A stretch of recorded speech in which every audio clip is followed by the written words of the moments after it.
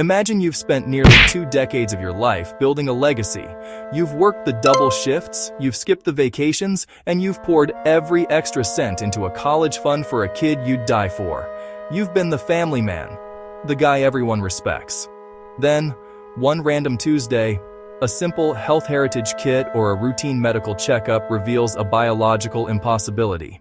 The kid you raised isn't yours. The woman you trusted for 18 years didn't just lie. She committed what the legal world calls paternity fraud. Most guys think they just have to take the L, walk away, and maybe keep paying because the court says so. But today, we're talking about the ultimate Uno reverse card. We're talking about paternity disestablishment and how one man used a services-rendered lawsuit to treat 18 years of child support like a business debt that had to be repaid, with interest. Welcome to Karmatized. Sit down, grab a coffee, and let's get into how the system actually works when the truth finally comes out. Let's talk about the presumption of paternity. In most parts of the US and the Western world, the law is built on a very old, very dusty foundation. It basically says, if you are married to the mother when the child is born, you are the legal father. Period. End of story. No questions asked.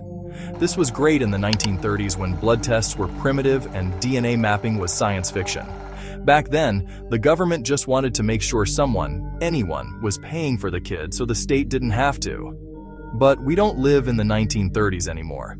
We live in an era where you can map your entire ancestry for $100 while sitting in your pajamas. The law is a dinosaur trying to survive in a Silicon Valley world. Think of it like a subscription service. You've been paying for Premium Dad Plus for 18 years, only to find out the company was routing the actual content to a different user the whole time. You weren't the father, you were the de facto financier. And the bill is about to come due. Here's where it gets dark. Biology doesn't care about your feelings. A DNA test is a binary result, 0% or 99.9%. There is no middle ground, but when a man discovers the truth, he usually hits what I call the DNA trap. In many states, there's a statute of limitations on being a father. Some places give you only 2 years after the birth to challenge paternity. If you find out the truth in year 5, or year 10, or year 18, the government often says, too bad. You've already formed a bond. You're the provider. Keep the checks coming. But our guy in today's story found the one loophole that the system can't ignore: extrinsic fraud. This isn't just a mistake. It's a deliberate, calculated deception. And in the eyes of the law, fraud vitiates everything. It breaks the contract. To understand the math of this revenge, we need a running example. Let's talk about a $40,000 truck. Imagine you're paying off a high-end pickup. You make the monthly payments for 18 years. You change the oil. You keep it in the garage. You put your blood, sweat, and tears into maintaining it. Then, on the day of the final payment, the dealership calls you and says, "Hey, thanks for the cash. By the way, we actually gave that truck to the guy 3 houses down. He's been the owner the whole time, but we just liked your bank account better." You'd want your money back, wouldn't you? You wouldn't just walk away and say, "Oh well."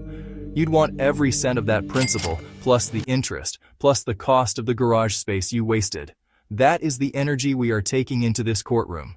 Most lawyers are boring. They'll tell you that you can't get child support back because it was spent for the benefit of the child. But the legal team in this case didn't sue for a refund.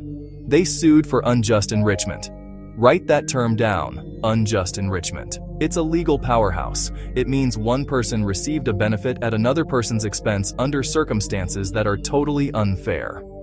By treating 18 years of parenting as a service provided under false pretenses, the lawyers turned the ex-wife from a mother into a debtor. They argued that she essentially hired a guardian under a fraudulent contract. If you hire a contractor to fix your roof and he finds out you don't even own the house, he's getting paid for his labor regardless. Our guy was the contractor, and he was tired of working for free. Then came the audit. And this is where the karmatized reality hits home. The legal team didn't just look at the child support checks. They went deep. They calculated every grocery bill, every private school tuition, every medical copay, and every pair of sneakers. But they didn't stop at the raw numbers. They calculated opportunity cost. If our guy had taken that money, thousands of dollars a month, and put it into the S&P 500 or a basic index fund 18 years ago, how much would he have today? The answer wasn't just the $200,000 he spent. With compound interest, it was closer to $600,000. That is the price of the life he could have had if he hadn't been funding someone else's biological legacy. The lawsuit claimed the full $600K. Now, the court hates a vacuum. If our guy isn't the father, someone has to be. The judge ordered the ex-wife to name the biological father under penalty of perjury. Enter the real father, a high school sweetheart who had become a successful architect. He'd been living his best life while our guy was doing the heavy lifting. But here comes the karmatized twist. Subrogation. The court ruled that the biological father was the one truly responsible for those 18 years. The debt was subrogated to him. In plain English, the real father now owed our guy for every single cent spent since day one. The architect's luxury lifestyle was about to take a massive hit to pay back a debt he didn't even know he had. Some people in the comments will say, but what about the kid? Here's the reality. You can still love the kid without being a financial martyr for a lie. Our guy stayed in the kid's life as an uncle figure, but he stopped the cash flow. He put a lien on his ex-wife's house. He didn't want her sorry. He wanted his $40,000 truck money back. The ex-wife had to sell her luxury SUV and downsize to a tiny studio apartment just to start paying back the service fees. This wasn't about being mean. It was about the cost of dishonesty. If you lie on a mortgage application, you go to jail.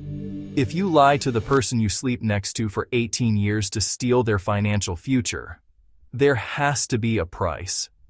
Let's recap the play-by-play for anyone facing a similar mess. Married men are presumed fathers, but DNA is the truth teller. Don't just stop paying, you must file for paternity disestablishment. Use extrinsic fraud to break the statute of limitations.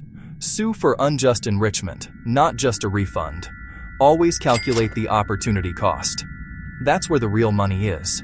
Remember, you can't buy back time, but you can make them pay for the theft. The final so what?